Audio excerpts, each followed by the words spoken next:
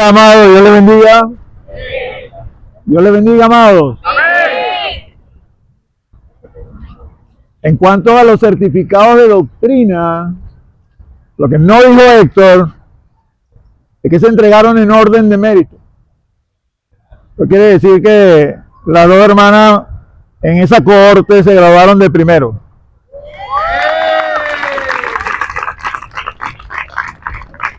Ahí es donde las mujeres le dan el codazo a los hombres, ¿eh? Agarre allí.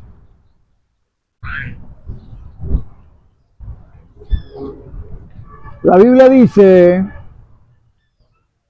que la vida eterna es conocer a Dios, el único que hay, y a su Hijo Jesucristo, a quien Él ha enviado. Eso quiere decir que podemos vivir la vida eterna desde aquí, desde ahora. Y parte de lo que se quiere con la escuela de doctrina es instruirles en el conocimiento del único Dios verdadero y de Jesucristo, su Hijo, a quien Él ha enviado, y podamos así disfrutar de la vida eterna a la cual Él nos ha llamado. Nuestro Dios es tan grande, tan supremo, tan infinito, que no nos va a bastar la eternidad para conocerle a plenitud. Pero usted y yo tenemos el privilegio, estando en esta carne de muerte, de poder conocerle desde aquí, desde ahora. Es decir, seguimos viviendo en este siglo, en este mundo, en esta carne, pero podemos vivir en la eternidad por el llamado que Él nos ha hecho. Yo le invito a los que no la han hecho que participen de las oportunidades que como iglesia se les brinda para poder sumergirnos más en el conocimiento de Dios. Vamos a orar para empezar la palabra del día de hoy. Antes de ello, quiero darle la bienvenida a los hermanos de Mundo Horizonte que nos están visitando. Nuestro hermano Jesús, Dipa, la hermana que la acompaña, Dios les bendiga. Padre, en el nombre de Jesús, en ese nombre que es sobre todo nombre, te damos gracias y te pedimos que tú derrames sobre nosotros espíritu de sabiduría y de revelación que alumbre nuestro entendimiento y seamos capaces de comprender la herencia a la cual tú nos llamas. Oramos en el nombre de Jesús. Amén.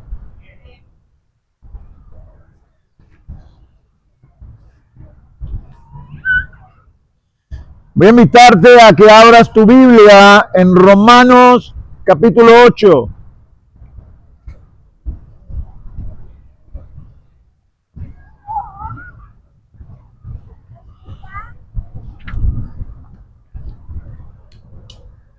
Romanos capítulo 8, voy a estar leyendo desde el versículo 1. Dice la palabra del Señor de esta manera: ahora pues, ninguna condenación hay para los que están en Cristo Jesús, los que no andan conforme a la carne, sino conforme al Espíritu. Porque la ley del Espíritu de vida en Cristo Jesús me ha librado de la ley del pecado y de la muerte.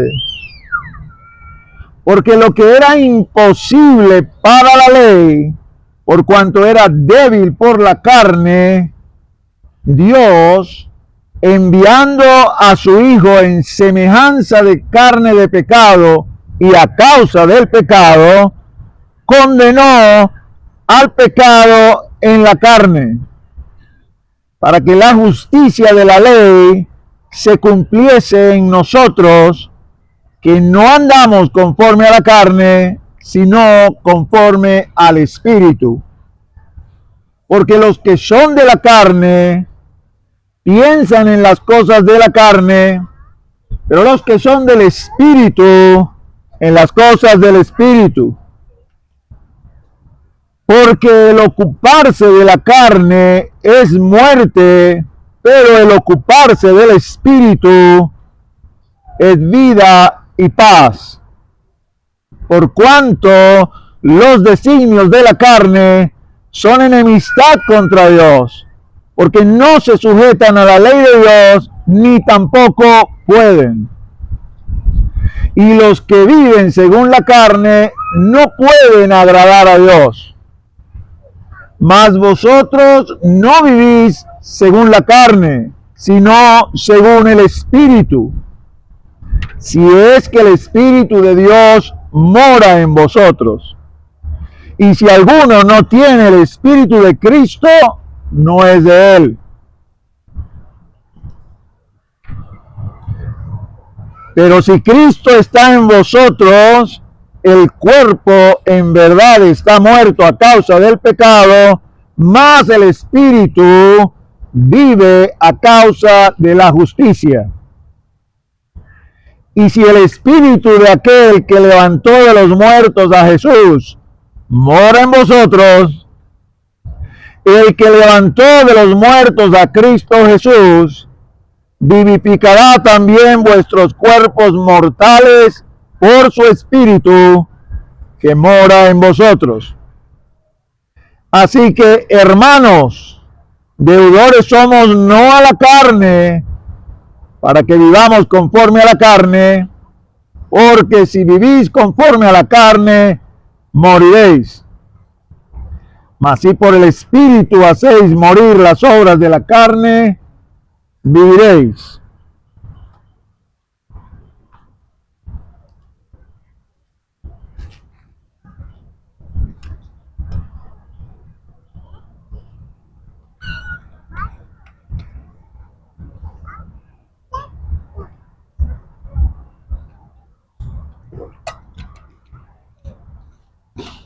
Intencionalmente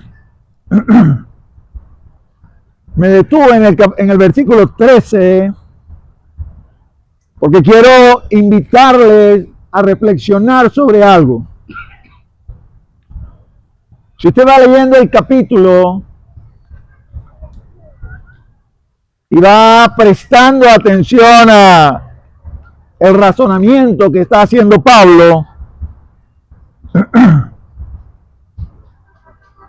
usted no consigue, vamos a expresarlo de esta manera, ningún mandamiento hasta que no llega al versículo 13.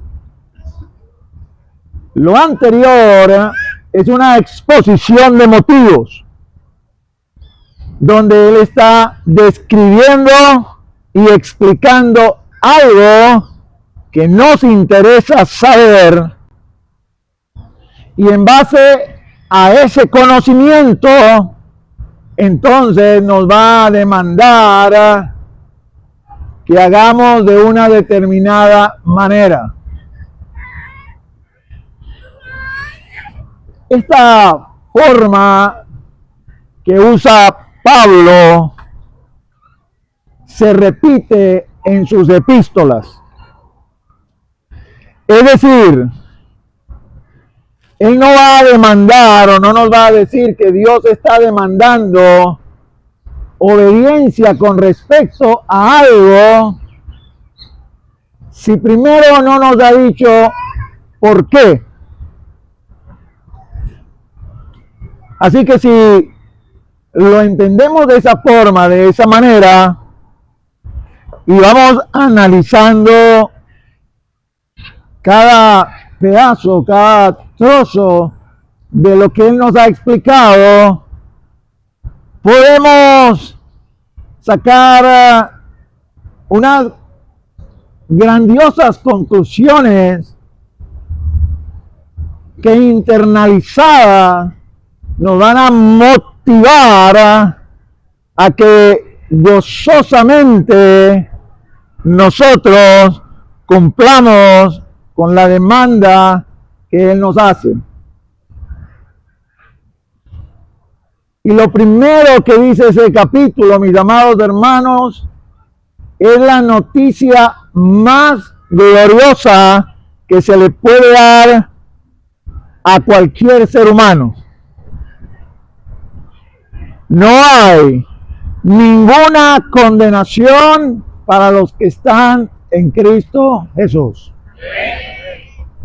No hay noticia más grande que esta, mis amados.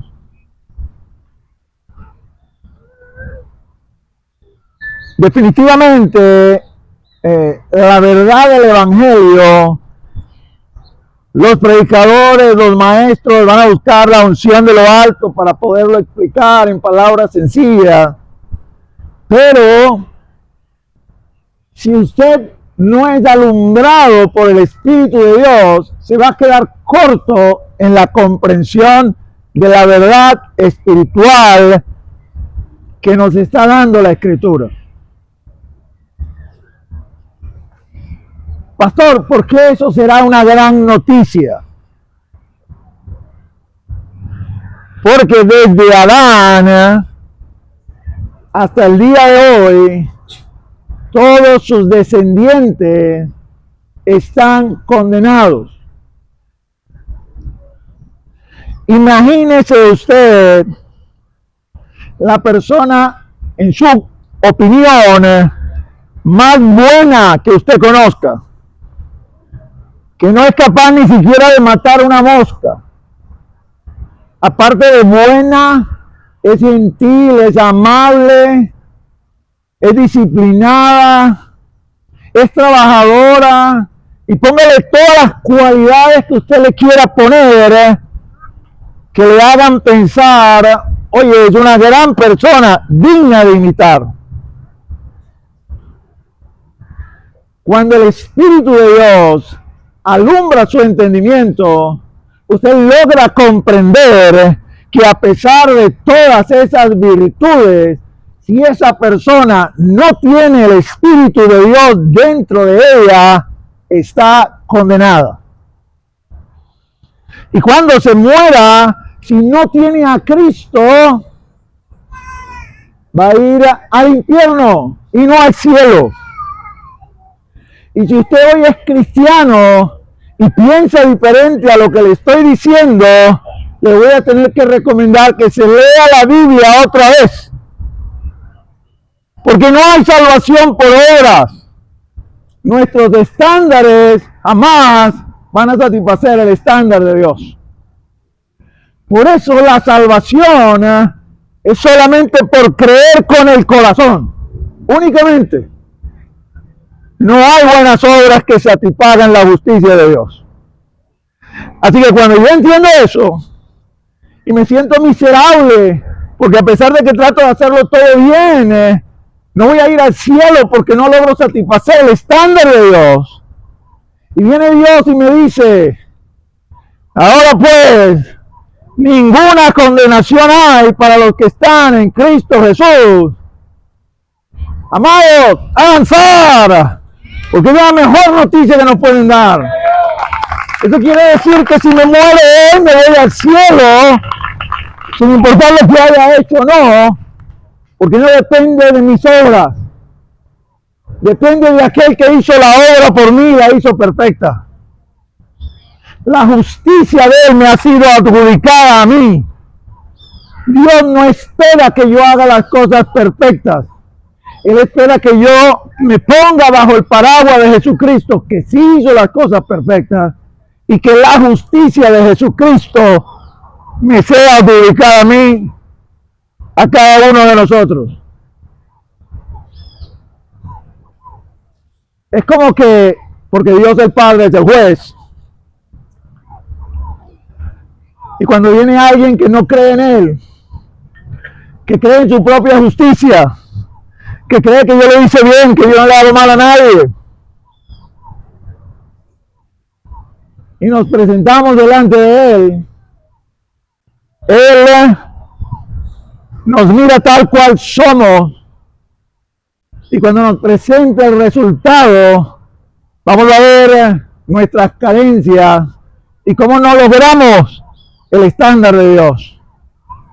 Pero cuando llega alguien que sí cree en el sacrificio de Jesús, Dios el Padre se coloca unos lentes y en lugar de vernos a nosotros, ve a Cristo. Y al ver a Cristo, dice, está justificado, pasa. Eso es lo que nos está diciendo allí. Amigo, amiga, no lo vas a poder hacer bien nunca.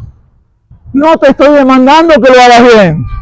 Lo que te estoy demandando es que creas en mí. Y si crees en mí, yo te voy a justificar. El mundo dice, demasiado simple. No lo puedo creer. Y busca sistemas que demanden un esfuerzo, porque sintiendo que hace un esfuerzo, entonces también se siente digno de que le den algo en base a ese esfuerzo. Y Dios dice, no funciona así. Todo lo que te pido es que creas en mí. De modo que estando en mí, para ti no hay ninguna condenación. Esas son las buenas nuevas del Evangelio. No tienes que esforzarte en ser bueno. Si te tienes que esforzar en algo, en todo caso es en creer en mí. Acto seguido, explica qué hizo para que esto pudiera ser posible. Y entonces comienza a hablar de ley, identifica algunas de ellas, a veces usa el vocablo libremente, tan libre que si no estás atento a lo que estás leyendo pudieras confundirte. Pero palabras más, palabras menos, dice, a causa del sacrificio de mi hijo, he introducido en la creación una ley inmutable e inviolable que se llama la ley del Espíritu de vida en Cristo Jesús. Esta ley es la única que tiene la autoridad para ir por encima de la ley que hasta ahora les ha gobernado, que se llama la ley del pecado y de la muerte. Todos los hombres nacemos bajo la ley del pecado y de la muerte. Pero gracias al sacrificio de Cristo, se introdujo en el mundo una ley por encima de, que se llama la ley del Espíritu de vida en Cristo Jesús. Ahora, mis amados, en la medida que usted y yo no aceptemos que somos creados, siempre pensaremos que podemos nosotros poner condiciones. Y una de las salidas que muchas veces se nos ocurre, yo quiero ser neutral. Es decir, yo no quiero estar bajo la ley del pecado y de la muerte. Nadie quiere estar bajo esa ley. Pero tampoco me gusta mucho la ley del Espíritu de vida en Cristo, porque las demandas que hace esa ley no me son muy agradables. Entonces yo voy a ser cual Suiza en medio de la Segunda Guerra Mundial. Todo el continente está en guerra, Suiza está en el medio de ese continente y dice, yo soy neutral. La historia demuestra que tal cosa fue una falacia. Y aunque no intervino en la guerra, sus puertas se abrieron para que los nazis hicieran allí lo que les dio la gana en cuanto a fortunas que se robaron. Así que la neutralidad, así como no existe en el mundo que vivimos, mucho menos existe en el mundo espiritual. ¿Qué te estoy queriendo decir?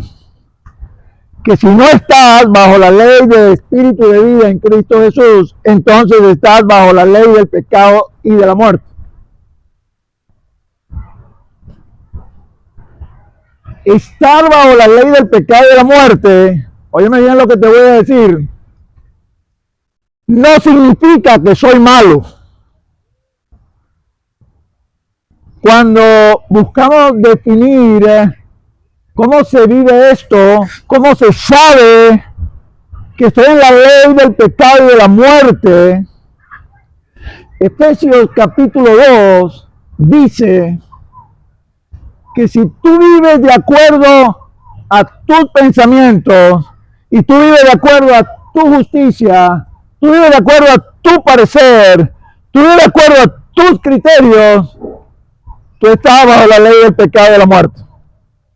Y lo cumbre de todo, porque quien está detrás de la ley del pecado y de la muerte no es otro sino que Satanás, el enemigo de nuestras almas. Él te va a hacer creer, yo no existo, es normal que tú seas así, tranquilo, no pasa nada. Pero esto es una mentira en la cual muchos viven hasta que es demasiado tarde. Pero para nosotros no ha sido tarde porque Él nos ha llamado. Y vivimos en la libertad gloriosa de los hijos de Dios. ¿Cuál es la libertad gloriosa de los hijos de Dios? Para mí no hay condenación. Pase lo que pase, suceda lo que suceda, Él está conmigo, Él está contigo, y me voy con Él, y te vas con Él. Eso es lo que está diciendo el capítulo. Nos explica más todavía y nos dice, ¿sabes? Lo que hice por ti, no lo hice por decreto. Vamos, amado, Dios es todopoderoso. A Dios nadie le dice qué tiene que hacer o cómo tiene que hacerlo. Pero Él determinó leyes. Y Él mismo se sujeta a las leyes que Él determinó. Por lo tanto, no podía por decreto decir, ¿sabes qué? Yo voy a llamar a algunos y a esos algunos los voy a arrebatar de la ley del pecado y de la muerte solo porque yo soy Dios y solo porque a mí me da la gana. No. Dios, para poder introducir la ley del Espíritu de vida en Cristo Jesús, hizo lo siguiente. El Hijo se encarnó y vivió en medio de nosotros. El Verbo se hizo carne y habitó en medio de nosotros. Tomó forma de siervo, se revistió de carne de pecado, aunque Él no tenía pecado.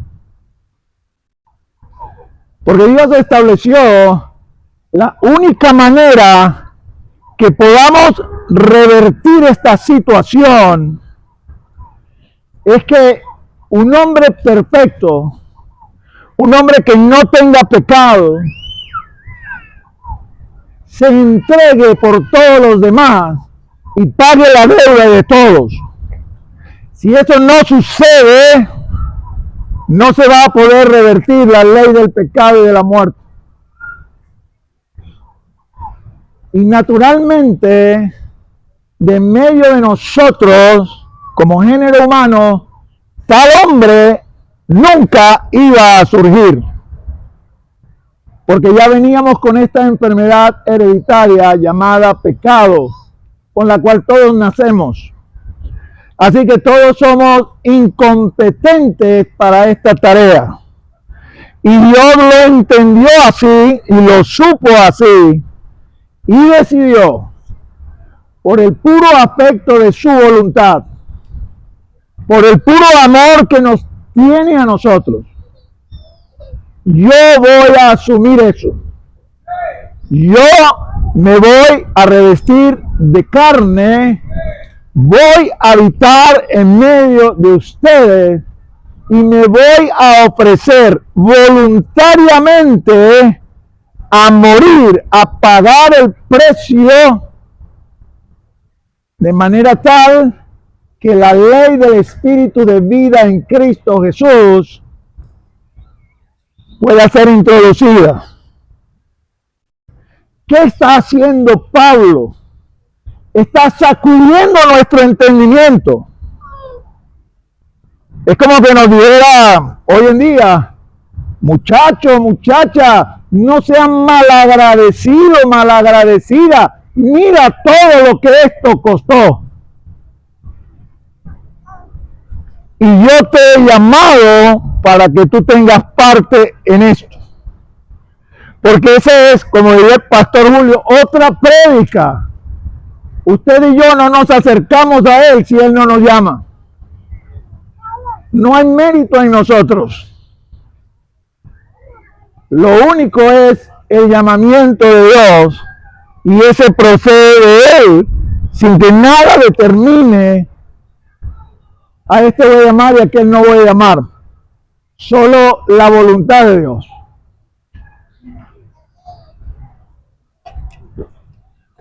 Entonces, básicamente Pablo nos está explicando, quiero que conozcas el precio de tu salvación. No quiero que la ignores. Es decir, yo no quiero de ti una fe ciega, aunque la fe necesita ser ciega porque no ve. Yo quiero que tú tengas conocimiento de causa a la hora de que yo te demande algo, ¿por qué lo estoy haciendo?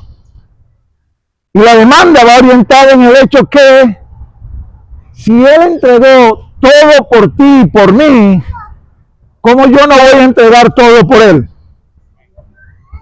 ¿En qué me puedo fundamentar para decirle a Él, no, a mí no me puede demandar todo?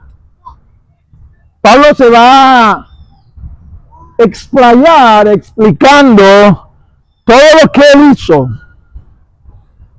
para que nuestros corazones surja agradecimiento y nuestra obediencia no nazca de algo imperativo, aunque la obediencia marca eso, sino de agradecimiento.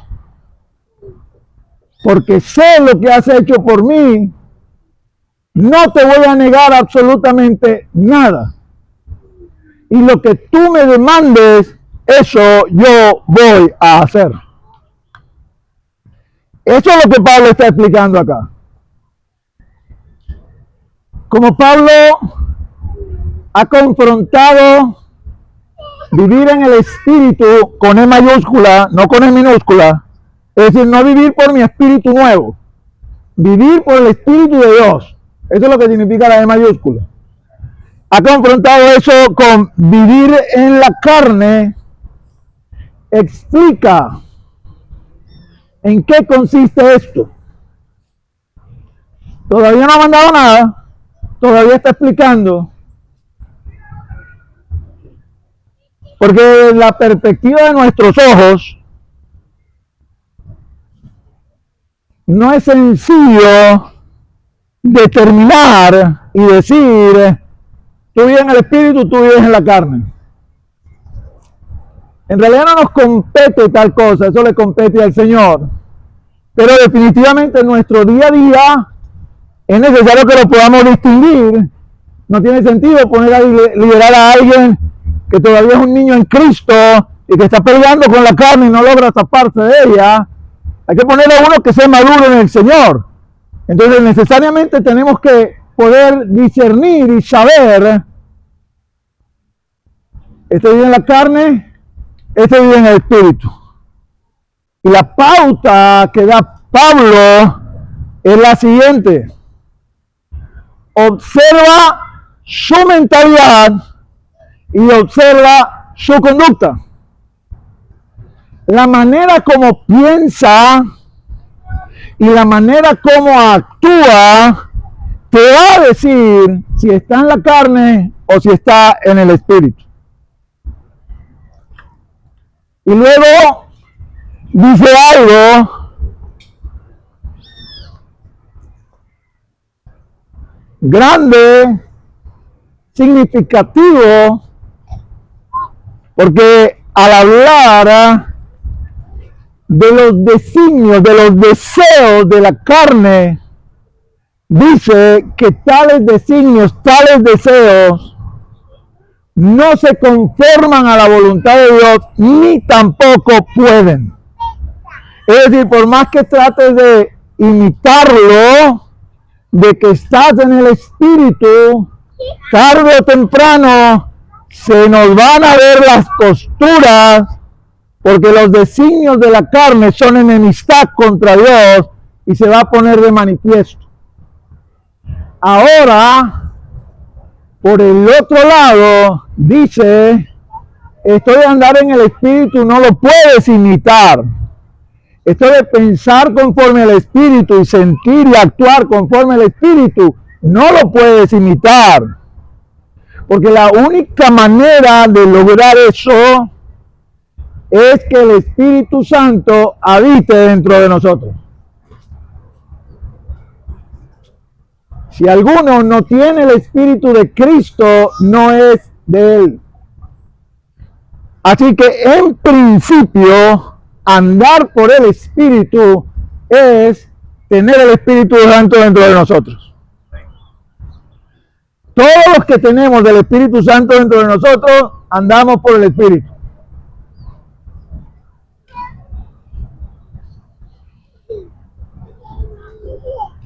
Recuerdo, yo te lo he dicho a los viejos acá, a los antiguos, lo saben. Una vez estaba en una conferencia de pastores y el pastor que predicaba, un maestro, lanzaba verdad tras verdad.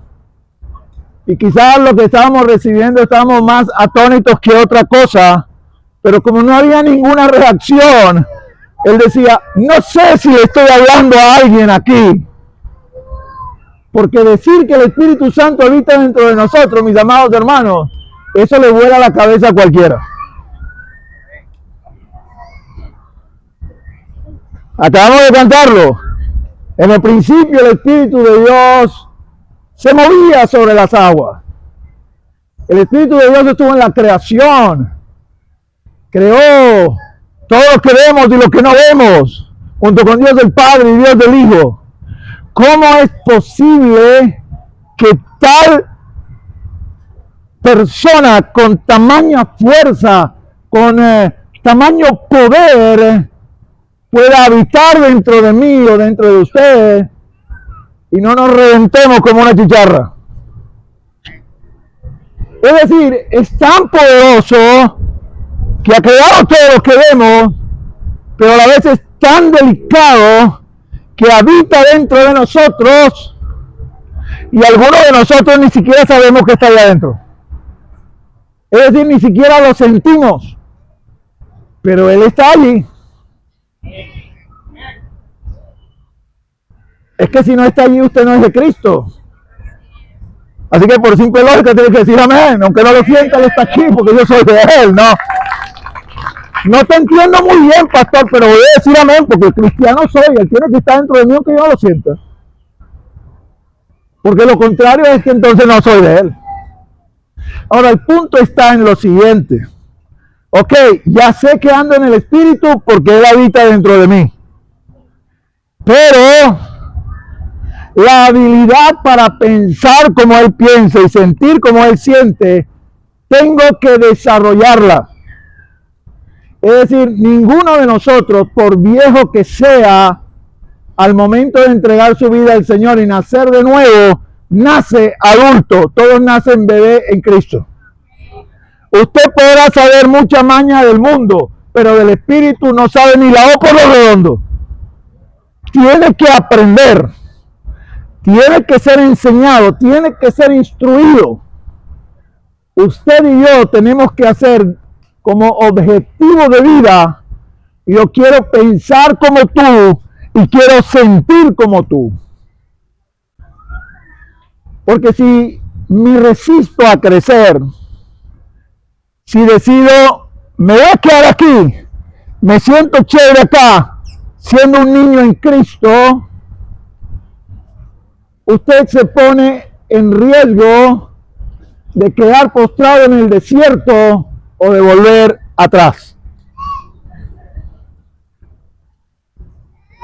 Así que Pablo, después que explica todo esto, entendiendo este riesgo, entendiendo este peligro, nos dice, óyeme, usted y yo no somos deudores a la carne para que vivamos conforme a la carne, porque si vivimos conforme a la carne, moriremos. Y entonces uno se para ahí y dice, ¿qué es vivir conforme a la carne? Ah, es vivir conforme a mi pensamiento y conforme a lo que yo deseo. Si usted analiza su vida y llega a la conclusión, estoy viviendo conforme a mis pensamientos, estoy viviendo conforme a mis deseos, tiene que hacer un alto en su vida y pedirle al Señor, necesito ayuda. Porque en 2 de Corintios capítulo 5, tú me dices a mí, de modo que si uno murió, todos murieron, para que los que viven, es decir nosotros, vivan para aquel que murió y resucitó por ellos. Es decir, usted tiene que estar cierto en lo que usted está haciendo, que ese es el sueño de Dios para su vida. Que este es el lugar donde Dios lo colocó, donde Dios lo puso. Que ahí es donde Dios lo quiere haciendo la obra y expandiendo el reino de los cielos. Porque si eso no es una certeza en su vida, no estás viviendo sino conforme a tus deseos y conforme a tus pensamientos. No voy a decir que no eres cristiano, pero probablemente entras en ese grupo de personas a las cuales la iglesia en la epístola a los hebreos le dice, después de tanto tiempo, debiendo ya ser maestros, tenéis necesidad de que se os vuelva a dar la leche espiritual, que es para aquellos que no han alcanzado madurez. No pueden todavía comer comida sólida. Y el primero de los fundamentos es el arrepentimiento de obra muerta. Vuélvete, cambia tu mente, tu actitud de todas aquellas obras que te conducen a la muerte, que no son necesariamente pecaminosas, sino que son fuera de la voluntad de Dios. Yo quiero esto, yo quiero aquello, yo quiero lo otro. Aquel lo tiene, aquella lo tiene, aquel también. Y el Señor dice, mis sueños para ti son otros. Y es una decisión que usted y yo tenemos que tomar. ¿Cómo se toma esa decisión? Por el Espíritu. Porque fíjate, cuando se trata de hacer morir las obras de la carne, no dice, ok, amado, ya entiendes todo esto. Ahora, puño, patada y kung fu contra la carne. No dice eso. Dice, si por el Espíritu, en mayúscula, hacéis morir las obras de la carne, viviréis. Veámoslo en este aspecto. La carne que ha quedado pegada aquí de este tabernáculo que se está envejeciendo y va de regreso al polvo. A propósito, acerca de eso, el Señor dice, no te preocupes, yo tengo otro tabernáculo para ti mejor que ese. Así que debe estar idolatrando tanto ese tabernáculo. Debe estar haciendo tanto latonería y pintura, porque va para el polvo. El que le tienen reservado, nuevecito, de fábrica, sin falla, ese es el que vale la pena.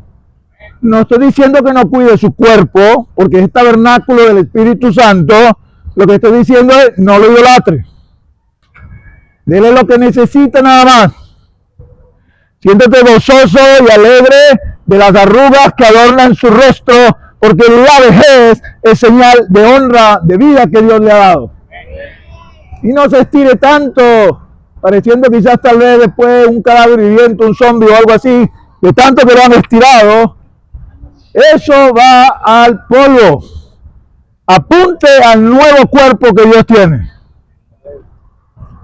Cierre ese paréntesis allí. El Espíritu es el que va a pelear contra la carne. La carne no tienta al Espíritu, lo tienta a uno. a una esa nueva criatura. ¿Qué hace usted? ¿Qué hago yo? Así como cuando uno era pequeño. Ah, ¿te vas a meter conmigo? Te voy a echar a mi papá. ¿Te vas a meter conmigo? Te voy a echar a mi hermano mayor. Y salíamos rapidito a escondernos detrás de aquel que sabíamos que tenía más fuerza que nosotros y que a ese sí no lo iban a ningunear. Bueno, es exactamente lo mismo que tenemos que hacer ahora. Cuando la carne se levanta con sus tentaciones, con todas sus ideas fantásticas, con su tormento, con su angustia, nosotros nos escondemos detrás del Espíritu que habita dentro de nosotros, y es el Espíritu Santo el que va a echar puño, patada y kung fu a nuestro favor. Pero ¿cómo logro eso? Practicando las disciplinas espirituales. Amados, vamos a ser un cristiano débil si no tenemos una vida de oración. No si oramos por la comida, oramos antes de salir, que seguramente todos lo hacemos. Una vida de oración. Cristo, que era Cristo, necesitó una vida de oración. No hay cristiano que pueda crecer, no hay cristiano que pueda madurar, no hay cristiano que pueda alcanzar victoria si no tiene una vida de oración. Podemos tener acá y debemos tener acá oraciones colectivas, eclesiales. La iglesia tiene que propiciar eso, porque acá en la hermandad nos estimulamos y nos exhortamos de unos a otros. Pero eso no sustituye lo privado, lo personal. Allí en lo privado y en lo personal, tienes que ser más cristiano, valga la redundancia, de lo que eres acá. El estudio prolijo de la Escritura es menester en nuestra vida. Prolijo quiere decir a profundidad, detallado.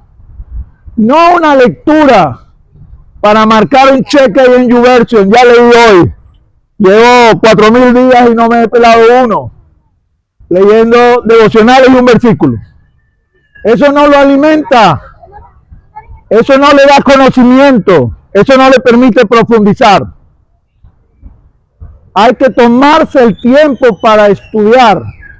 Hay que tomarse el tiempo para ir hondo en la Escritura y beber de la fuente de agua de vida. Si nosotros al menos esas dos disciplinas, sumada a la de congregarnos, las practicamos, vamos a ir creciendo y madurando en él.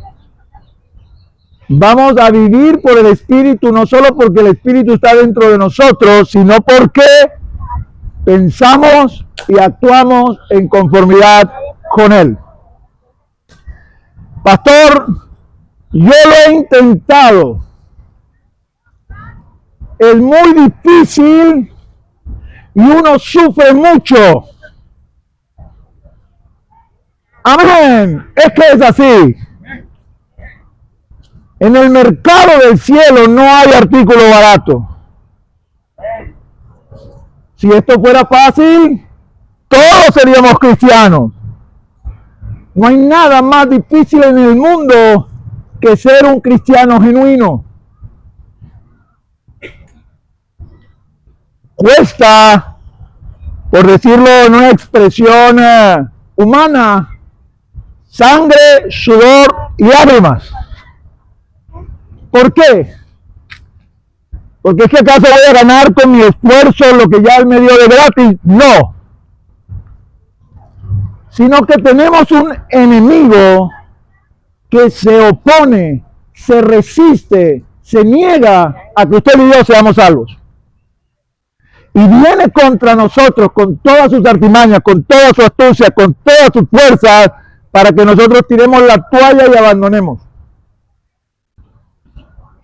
En el fondo, pudiéramos decir que hay algo de celo. ¿Y celo por qué? Porque los ángeles también se rebelaron. Pero Dios no quiso rescatar a los ángeles, quiso rescatar a los seres humanos. Así que bien en su mente puede pensar, esta basura es la que quiere rescatar. Nosotros que fuimos creados en mayor gloria, en mayor esplendor, viéndote, no te ha parecido bien rescatarnos a nosotros, pero a ellos sí los vas a rescatar. Entonces a nosotros que Él nos ha rescatado, este enemigo quiere hacernos la vida difícil. Entonces sí, es cuesta arriba vivir en esa libertad gloriosa que Él nos ha dado.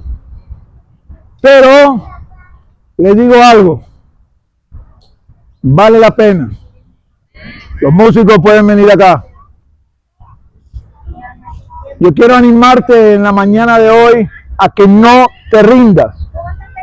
A lo mejor estás enluchado, estás en prueba, atormentado, atormentada. Los pensamientos, los dardos de fuego no te abandonan. Levantas el escudo de la fe y parece que tu escudo de la fe es una malla que tiene agujeros y todos los dardos pasan y te llegan. Buscas el yelmo de la salvación y también lo consigues que está agujereado. Y dice, no puedo, ¿cómo hago? Sabiendo eso,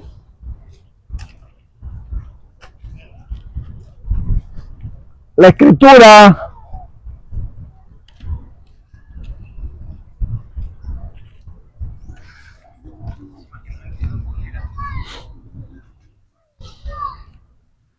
vamos a decir, asume una estrategia que la vivió Cristo cuando leemos Hebreos 12, que hace referencia al sufrimiento de Cristo por causa de nosotros. Dice, por el gozo puesto delante de Él, sufrió la cruz y menospreció el oprobio. Quiere decir que la respuesta de Dios el Padre en Getsemaní fue poner delante de Jesús, ok, hijo, te espera todo este sufrimiento. Si es verdad, yo lo sé, tú lo sabes. Ahora déjame ponerte el gozo que viene después de esto. Y no mires el sufrimiento, mira el gozo que viene después. Y eso sostuvo al mismísimo Jesucristo. Por lo tanto, no es de extrañar que en la Escritura aparezcan una y otra vez lo que yo llamo recompensas, recompensas eternas, para animarnos a seguir, a pelear la buena batalla de la fe. Acá en este capítulo nos muestra, yo te he hecho libre, quiero que vivas en esa libertad. He establecido una ley más poderosa que la ley en la que vivías antes. El establecer esa ley me ha costado todo. Pero ahora habito dentro de ti. Y aunque tu cuerpo se desgasta, te voy a dar otro cuerpo. Dedícate a mí. Búscame a mí. Llénate de mí. Y así vas a poder vencer las obras de la carne. Y cuando consigas que es muy difícil, y lo es, entonces vas a leer esto, que está allí mismo en el capítulo 8, pero en el versículo 18. Pues tengo por cierto que las aflicciones del tiempo presente no son comparables con la gloria venidera que en nosotros ha de manifestarse. Póngase de pie, vamos a orar. Padre, en el nombre de Jesús, en ese nombre que es sobre todo nombre, venimos ante tu presencia agradecidos. Gracias, Señor, por poder estar acá el día de hoy. Gracias por tu bendita palabra. Gracias por tu Espíritu Santo que mora en nosotros. Permite que tu palabra no vuelva a ti vacía, sino que haga en nuestras vidas conforme tú lo has propuesto el día de hoy. Yo te doy gracias por todos los que han venido. Han sido convocados por ti, Señor. Nadie ha venido porque ha querido, tú se lo has permitido, Señor. Así que te ruego, te imploro, te pido que la palabra que hoy tú siembras en nosotros germine y dé fruto a 100%. Enséñanos a vivir en esa gloriosa libertad en la que viven tus hijos, porque allí es donde queremos estar, allí es donde te queremos servir. Llena esta congregación de tu presencia, llena esta congregación de tu paz que sobrepasa todo entendimiento y que guarde los corazones y las mentes de cada uno de nosotros para perseverar en ti, en el nombre de Jesús. Amén y amén. Den un aplauso al Señor.